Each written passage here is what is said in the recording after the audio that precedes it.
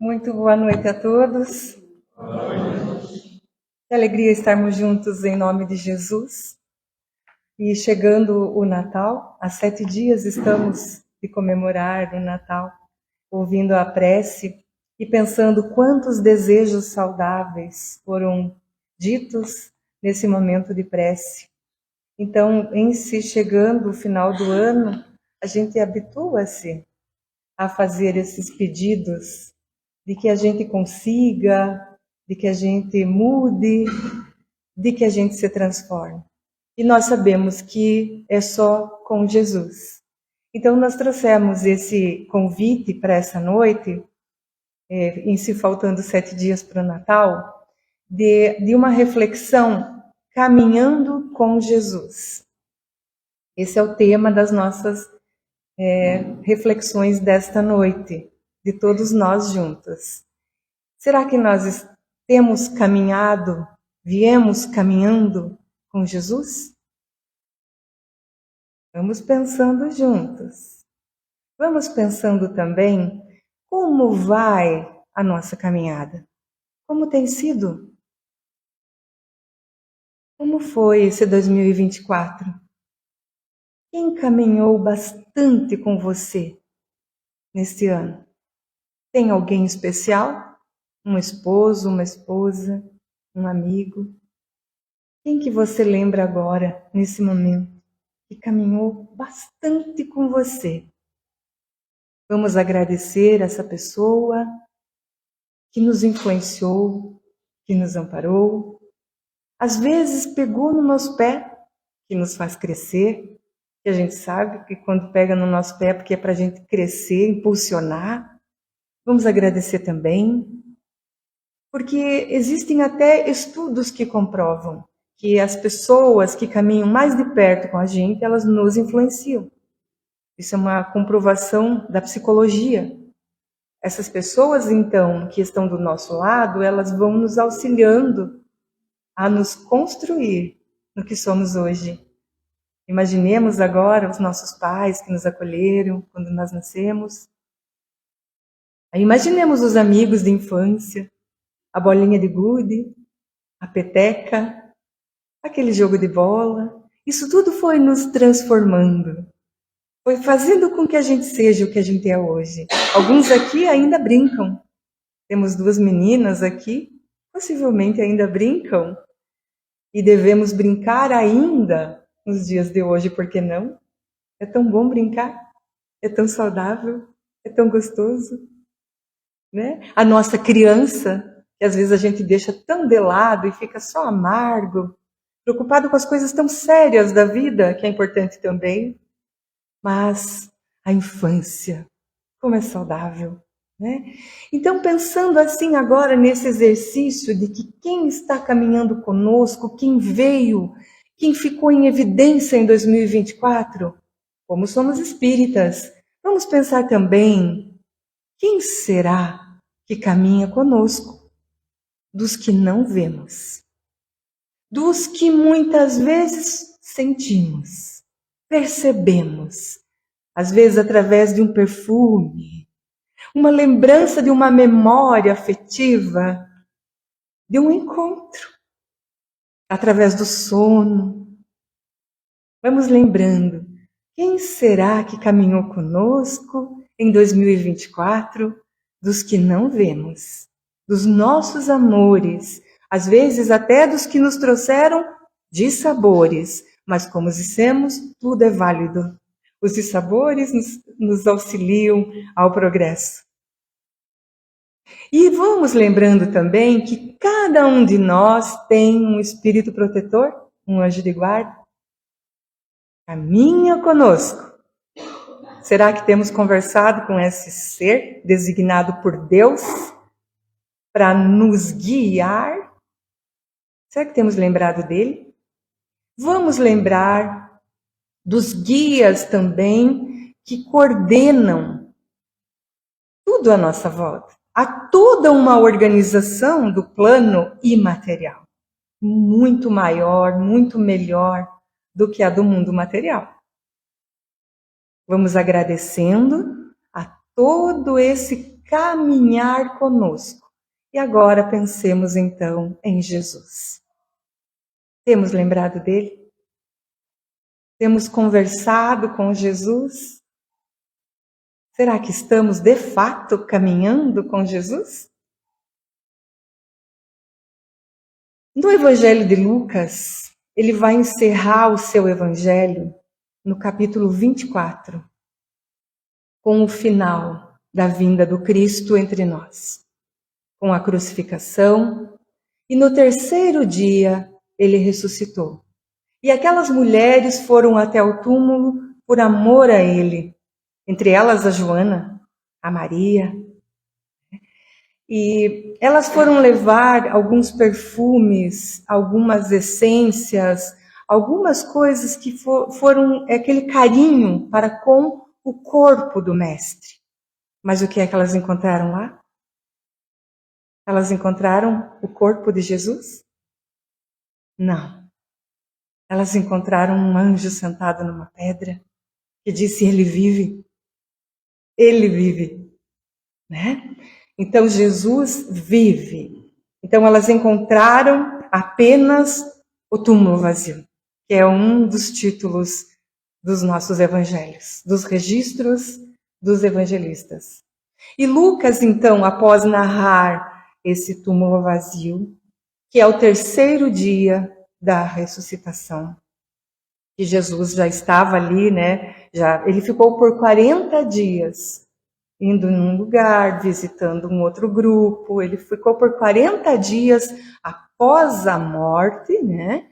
Ele ficou por 40 dias ainda fazendo com que os seus amados o vissem, o ouvissem, o sentissem. E naquele dia, então, isso registrado em Lucas 24, versículos 13 a 35.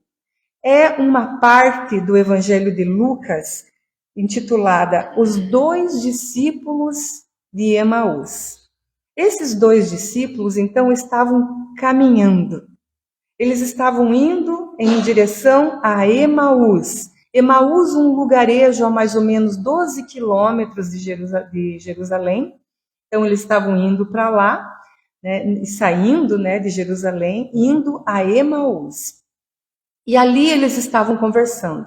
Essa saída deles é bem significativa, porque imaginemos nós. Jesus havia sido morto e a perseguição não seria pouca.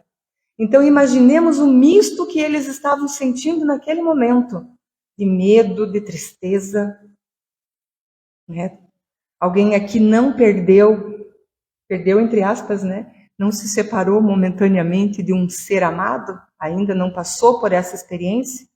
Imagine passar pela experiência de ver Jesus se despedindo. Eles tinham passado por isso. A tristeza tomava conta deles, do coração deles, e o medo também. Então eles estavam saindo em direção a Emaús e conversavam sobre os últimos acontecimentos. E eis que o próprio Jesus se aproxima deles nesse caminho. O próprio Jesus entra na conversa. E aí eles vão dizer para este Jesus, que eles não haviam reconhecido, mas és peregrino por aqui e não sabe das últimas notícias? E aí eles vão relatar então o que aconteceu com Jesus, que ele não tinha entendido, né, o que tinha acontecido. E Jesus, ouvindo tudo que eles estavam falando, né, ele disse: que palavras são essas que trocais enquanto ides caminhando? E eles pararam com o rosto sombrio. Esses dois discípulos, um se chamava Cleófas e o outro não tinha nome. Ouvindo a irmã Aila, ou Ayla, como alguns chamam, ela diz que Lucas, no seu evangelho, ele gosta que a gente entre, que a gente se coloque na história. Então nós vamos compartilhar o conhecimento dessa irmã Aila, uma irmã católica que muito frequenta os centros espíritas, porque é muito amiga dos espíritas. Então ela diz que Lucas nos faz um convite, que a gente entre na história. Então que a gente hoje também aceite esse convite, que esse desconhecido sejamos nós nessa noite. Então era o Cleófas e o desconhecido que estavam ali. Aí eles vão contar a Jesus que ele era um profeta. Que ele era um profeta, não era mais considerado profeta, porque para o povo judeu, ser morto pela cruz era a pior coisa que poderia acontecer. Era denegrir totalmente a imagem e então anularia tudo que ele havia conquistado. Isso para a crença judaica, né? E aí ele dizia para o próprio Jesus: nós esperávamos que fosse ele quem redimiria Israel. Mas com tudo isso, faz 3 dias que todas essas coisas aconteceram. E aí eles vão falar das mulheres que foram ao túmulo. Alguns dos nossos foram ao túmulo também e encontraram as coisas tais como as mulheres haviam dito, mas não o viram. Ele, então, lhes disse. Então Jesus, ouvindo tudo isso, respondeu a eles: insensatos e lentos de coração, para crer em tudo que os profetas anunciaram. Não era preciso que o Cristo sofresse tudo isso e entrasse em sua glória? O próprio Jesus falando isso para eles ou para nós. E começando por Moisés e percorrendo todos os profetas, interpretou-lhes em todas as escrituras o que a ele dizia respeito. E quando, então, Jesus foi relatando tudo o Antigo Testamento, todas as Escrituras, eles não reconheceram dentro dessa mensagem. E aí, quando estava já no final dessa caminhada, eles iam dobrar uma esquina e Jesus foi para outro lado. E eles disseram, já é tarde, não quer entrar conosco? Convidam ele, então, para entrar. E Jesus aceita o convite e entra dentro daquela casa. Quando Jesus entra dentro da casa, Jesus pega o pão, abençoa e parte o pão. Reparte o pão naquela atitude que ele sempre fazia. Nesse momento, eles reconhecem Jesus. Eles reconhecem Jesus, são tocados, os olhos são abertos. É muito significativo tudo isso. Mas Jesus some, desaparece. E então eles vão fazer uma fala muito interessante. Eles vão dizer: não ardia o nosso coração quando ele nos falava pelo caminho, quando nos explicava as Escrituras? Eles então sentiram que o coração deles não tinha sido tocado por todas aquelas mensagens. Arrependidos. Saíram de Emaús e voltaram para Jerusalém. Chegando em Jerusalém, eles anunciaram então o que havia acontecido. Grandes lições de Lucas. É no final do Evangelho, ele quer que cada um de nós esteja dentro do texto. Cleófas, que era um dos 2 discípulos, simbolicamente é o ouvinte, aquele que predispõe para receber a instrução divina, que vem de Cleópatros, do grego, pai famoso. E o outro desconhecido somos nós, entrando dentro desse evangelho. Uma curiosidade sobre Emaús, que ele significa riacho quente ou rio quente, alguma coisa assim. Emaús foi uma cidade antiga, localizada aproximadamente 11 quilômetros ao noroeste da moderna Jerusalém. E de acordo com as escrituras cristãs, Jesus apareceu perante 2 de seus discípulos em Emaús após a sua ressurreição. Neste registro que nós estamos refletindo hoje. Eis que 2 deles viajavam nesse mesmo dia para um povoado chamado Emaús. Aqui nós encontramos um fato registrado por Lucas, apenas por Lucas. É o único evangelista que registra esta passagem. e um ensinamento. Então, nós vamos tirar desta passagem grandes lições. Tem a ver com a nossa jornada, com a nossa trajetória. Imaginemos, estamos em 2024. Este ser, como está lá no Livro dos Espíritos, na questão 625, o tipo mais perfeito que Deus ofereceu ao homem para lhe servir de guia e modelo. Então, tem a ver com essa vinda dele, há 2024 anos, onde ele chega junto conosco, né? Com a nossa jornada, se a gente for pensar, quando foi que nós recebemos? Quando, em que momento das nossas vidas as Escrituras foram lidas para nós? Será que nós já enxergávamos? Será que hoje nós já estamos enxergando? Por isso, esse convite, será que nós estamos caminhando com Jesus? Ou será que ainda nós somos esse desconhecido ali que caminhou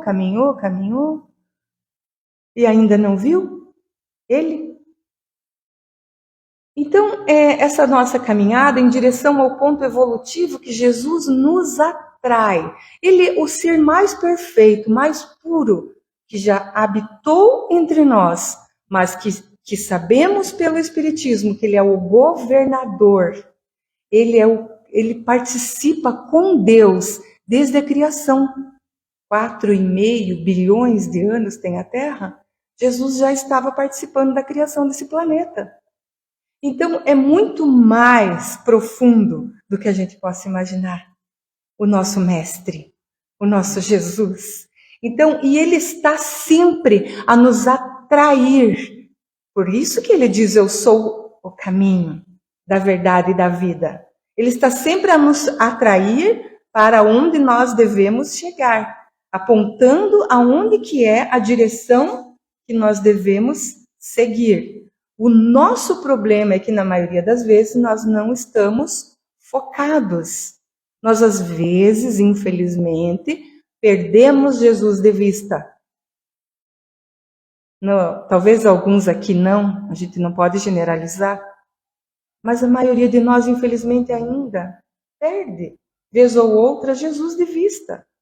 Então, eles iam conversando e discutiam, e o próprio Jesus se aproximou, é a vinda dele a este mundo, a sua entrada. O que aconteceu? Ele se tornou próximo, ele caminhou conosco.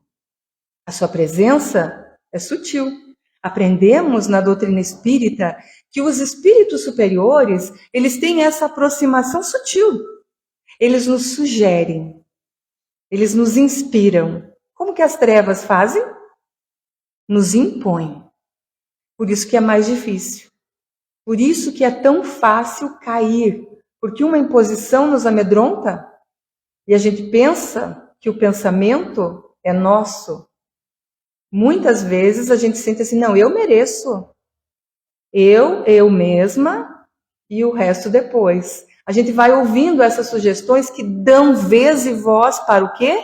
Uma grande chaga nossa ainda, que é o egoísmo.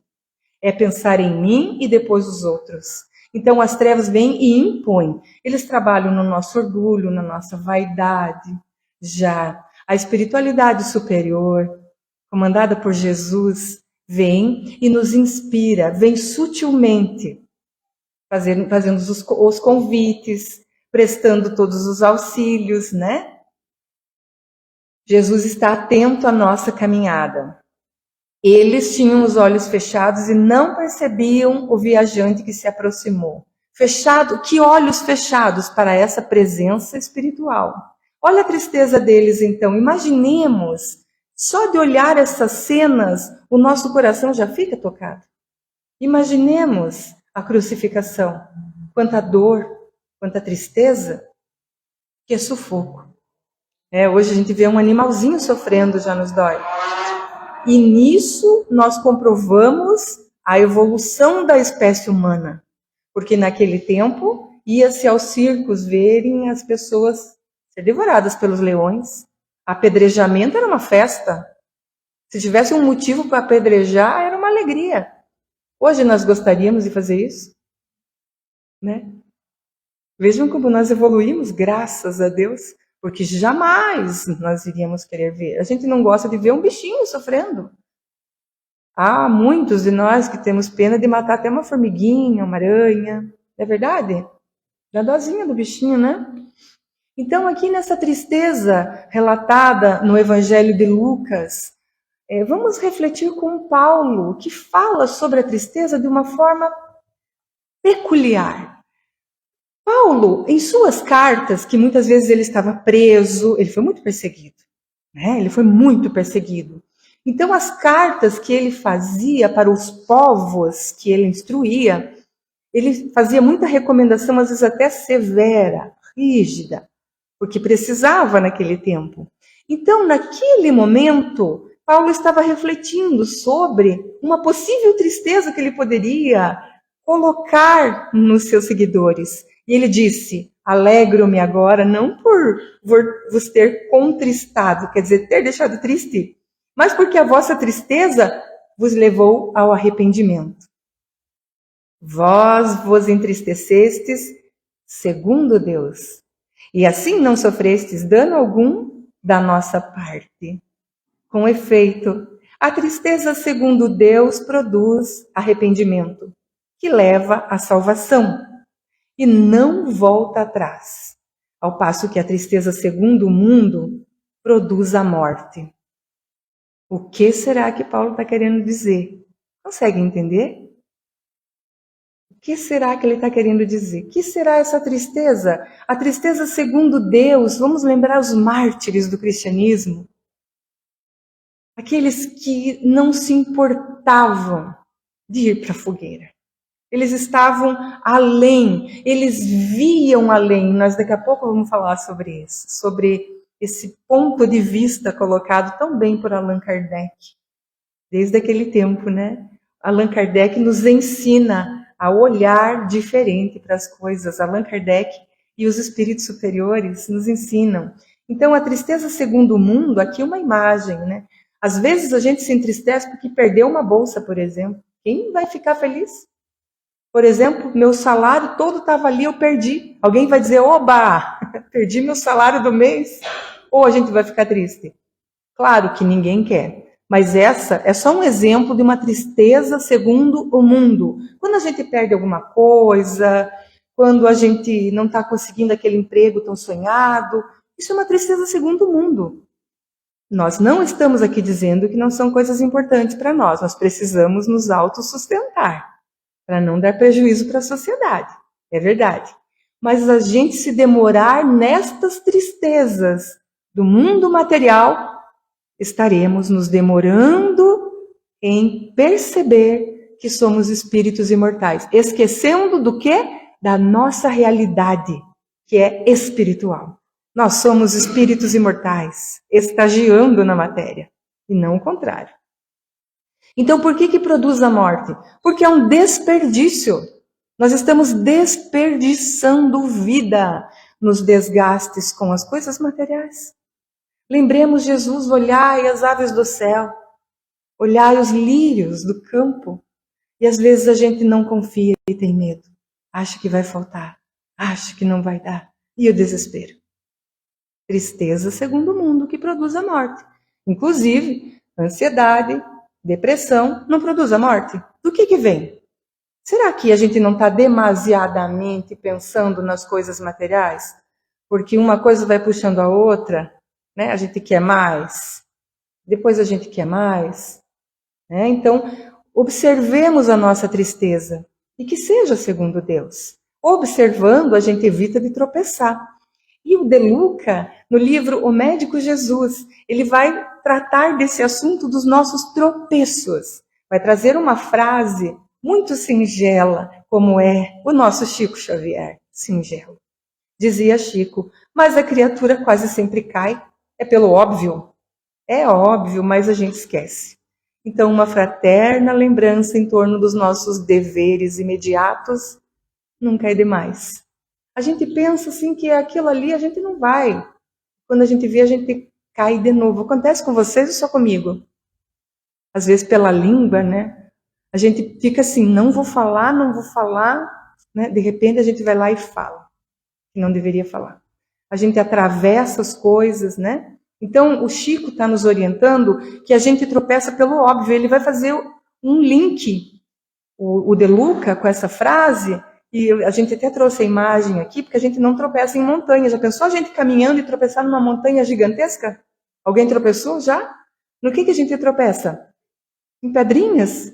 Em tartaruga na rua? Quem já tropeçou? Eu já tropecei.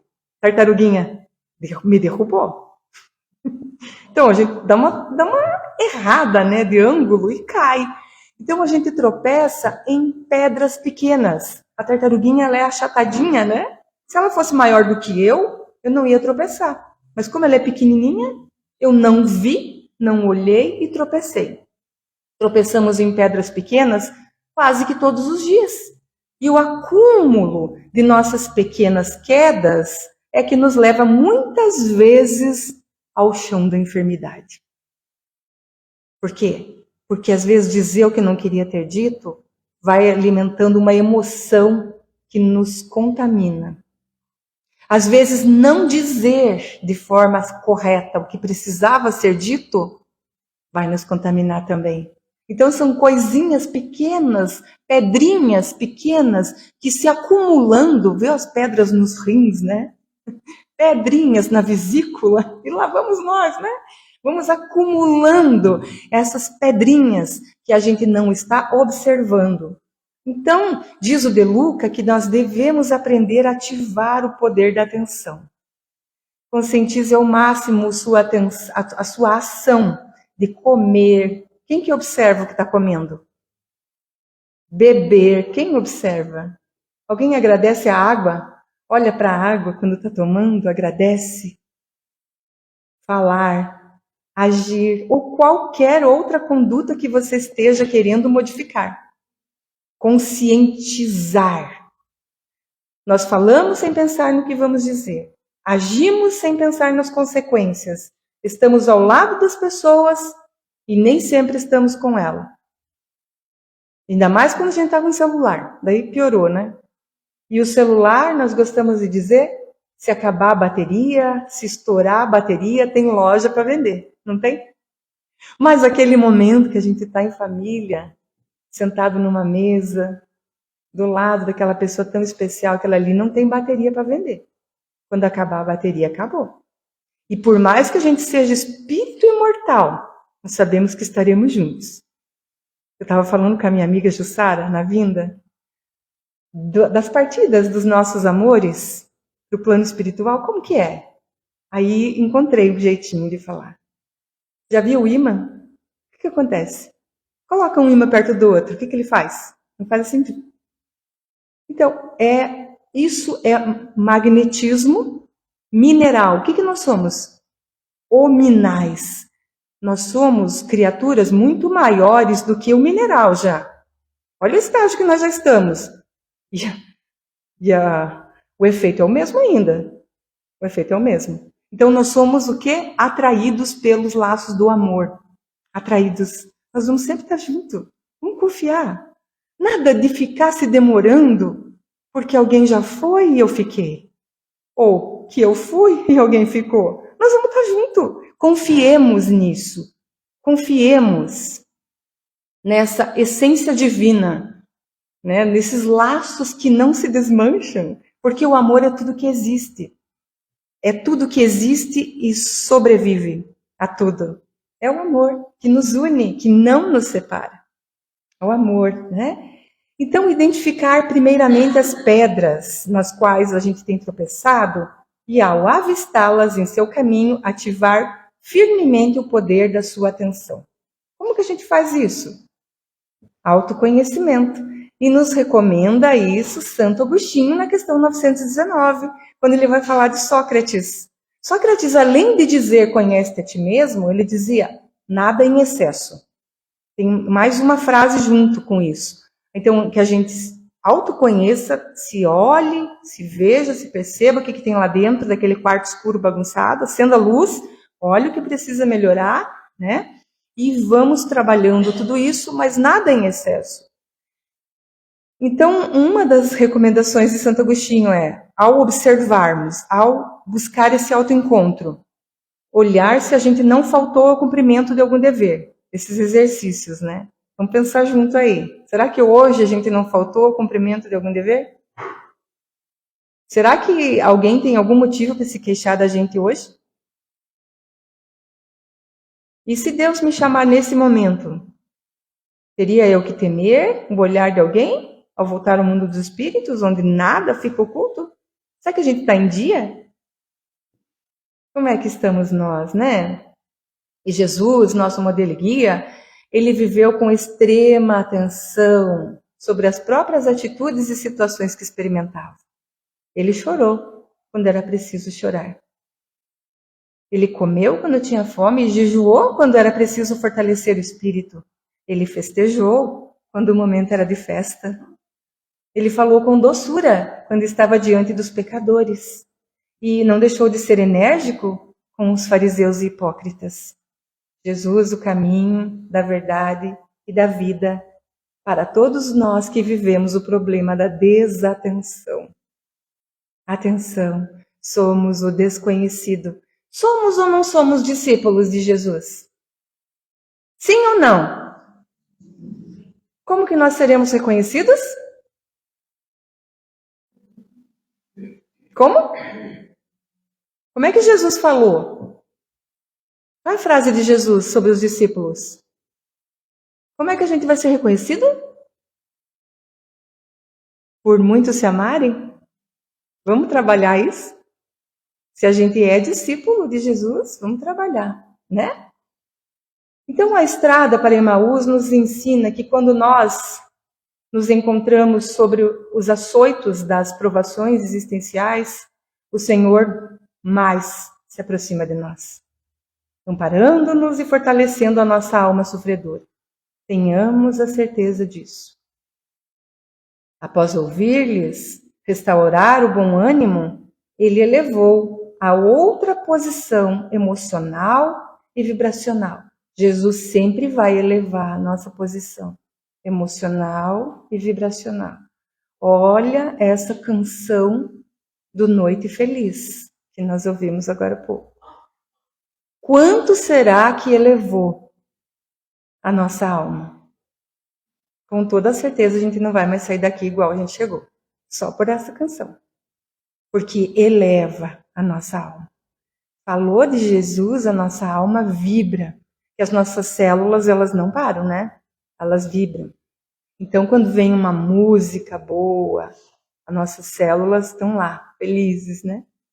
Aí, quando a gente vai em alguma... Já tem prova, né, científica. Esqueci o nome do japonês que fez aquele estudo da água que ele mostra. Ele isolou as moléculas de água, né? Então, já tem prova científica. O que nós somos? Quanto por cento nós somos água? Às vezes a gente se sente gordinho, mas é mais água só. Outros formatos de água, né? Mas é água. Só tem mais água, né?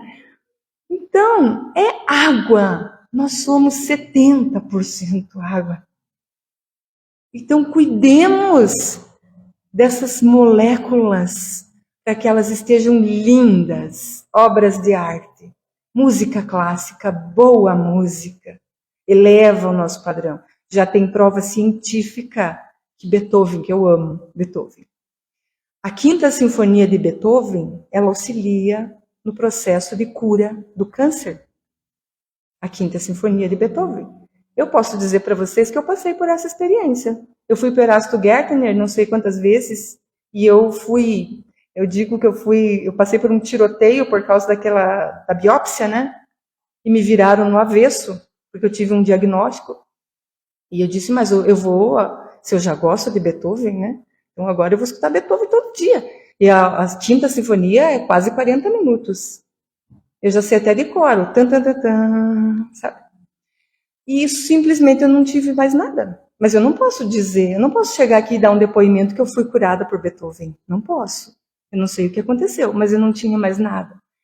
Mas a nossa fé, as nossas atitudes, mudar a nossa água. A música, a boa música, como essas pessoas que estiveram aqui hoje lindamente apresentando para nós, isso nos transforma. É só a gente fazer o quê? Essa escolha. escolher, né?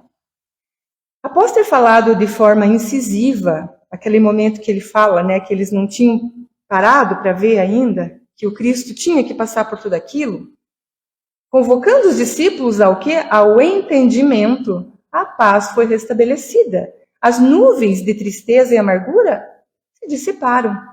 Eis o nosso Evangelho fazendo isso com a gente. Quando a gente abre o Evangelho segundo o Espiritismo, capítulo 5. É ou não é verdade que acontece isso? As nuvens de tristeza e amargura se dissipam, porque o Espiritismo é o Evangelho redivivo. Está conosco, o Consolador prometido. Estarei convosco até a consumação. Ele estará conosco sempre.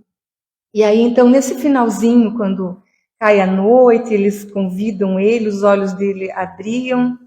Naquela mesma hora, levantaram-se e voltaram para Jerusalém. E eles narraram os acontecimentos e como o haviam reconhecido na fração do pão.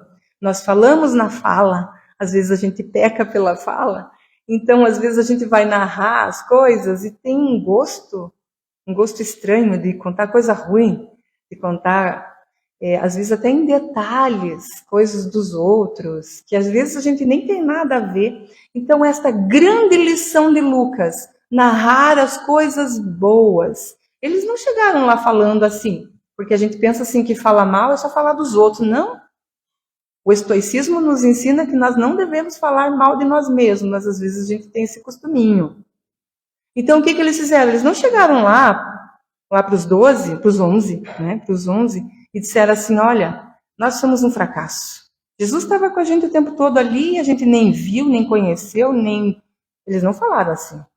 Eles chegaram e contaram para eles que Jesus partiu o pão, abençoou e está vivo. Eles tiveram a prova de que Jesus vive. Olha que lição para nós. É ou não é verdade? A jornada terminara e com ela a certeza de que Jesus estivera com eles o dia inteiro. Os discípulos perplexos e felizes retornaram a Jerusalém para anunciar aos demais o feliz encontro. É tão significativa essa passagem, quando fala de o dia inteiro, porque 12 quilômetros não dá o dia inteiro. Né? 12 quilômetros é daqui até onde? Para caminhar o dia inteiro tinha que ser daqui até Rio Negrinho, mais ou menos, será? Até Campo Alegre? Viu? Né? Então, é tão significativa essa questão do dia inteiro, significando sim a nossa trajetória, a nossa vida. Então, convidamos aos irmãos que releiam o Evangelho de Lucas no capítulo 24, atenciosamente se posicionando como aquele desconhecido. E enquanto isso, nós vamos ao Evangelho segundo o Espiritismo, no capítulo 2, Meu Reino Não É Deste Mundo, onde nós dissemos que Allan Kardec fala que todos os ensinamentos de Jesus não fariam sentido algum se nós não admitíssemos a vida futura. Os ensinamentos de Jesus é para que a gente olhe lá na frente, não no aqui e agora. Algumas coisas nos confortam aqui e agora, mas as lições do Mestre são para o futuro. Aí, o Allan Kardec vai falar para nós da realeza de Jesus. Jesus é o nosso rei, porque neste capítulo eles fazem aquela provocação, tu és rei. Ele diz, tu dizes, eu sou rei. Se alguém perguntar para vocês hoje, vocês acham que Jesus é rei ou não? O que vocês acham? O que será que a gente responderia? Sim ou não? Talvez alguns até fiquem em dúvida, né? Mas Jesus é o nosso rei. É tão verdade isso que está lá no Evangelho, no capítulo 2, Evangelho segundo o Espiritismo, a realeza de Jesus, que é aquela que não passa. Esse rei é o nosso rei, né? Então é a verdadeira realeza. E aí Kardec então vai fazer um paralelo com a vida futura e o ponto de vista e vai dizer que se a gente admitir a vida futura, o nosso ponto de vista vai mudar. É isso que nós precisamos, é a grande chave que a gente precisa virar. É quando a gente está passando por dificuldades, mas olhar lá na frente. Para que isso importa?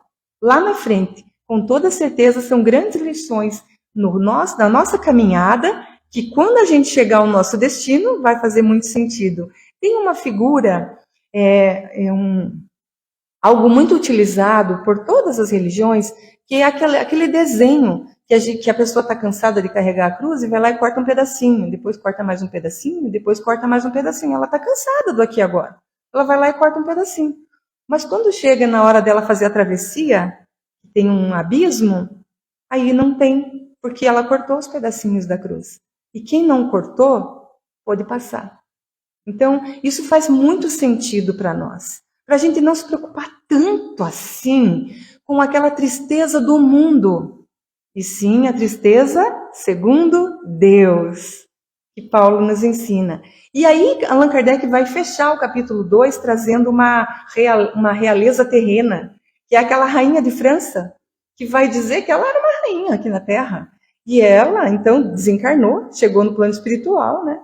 E vai ver aqueles que estavam muito, daí ela diz ainda 2 vezes, muito abaixo dela, serem muito maiores do que ela. E ela vai trazer excelentes recomendações para nós, falando como uma ex-rainha. Porque quem é rei? Só Jesus. Todas as coroas, todos os tronos, tudo passa. Só Jesus não passa, né? E aí, então, no final do Evangelho de Lucas, de fato, agora, nos versículos 36 a 43, falavam ainda quando ele próprio se apresentou no meio deles e disse: a paz esteja convosco. Tomados de espanto e temor, imaginavam ver um espírito, mas ele disse: por que estáis perturbados? E por que surgem tais dúvidas em vossos corações? Vede minhas mãos e meus pés, sou eu. Que possamos, queridos irmãos, fazer esse caminho de volta para Jerusalém, a terra da paz, buscando o nosso aperfeiçoamento, o nosso engrandecimento. Nós somos deuses, Jesus nos disse. Nós somos luzes. Vamos tirando o que está ofuscando a nossa luz para brilhar cada vez mais. E brilhando, tenhamos a certeza que nós vamos iluminar o caminho de muitos e experimentaremos grande satisfação, seguindo o Mestre. Então, dessa trajetória da crucificação agora para o nascimento, que é justamente o que comemoramos no Natal, busquemos a simplicidade, a humildade da manjedoura, relembrando onde nasceu o nosso Rei, numa manjedoura, na mais humilde cama. E nós, às vezes, exigindo king size da NASA, né? Tá bom também. Mas o nosso modelo e guia nos deu esse exemplo de humildade. Vamos nos contentando com o que a gente tem, para não sentir a tristeza do mundo, mas a tristeza segundo Deus, que vai nos trazer o arrependimento. O arrependimento não nos demorando em culpa, porque vai fazer muito mal para a gente. Vai macular a nossa água e nós vamos ficar com má água. Então vamos buscando esse arrependimento e aí sim, essa melhoria com a simplicidade e humildade do nosso Divino Mestre. Que comemoremos o nosso Natal assim, na mais humildade possível, na maior humildade possível, e desejando a todos os irmãos aqui um Feliz Natal, comemorando com o nosso aniversariante. Obrigado pela atenção de todos.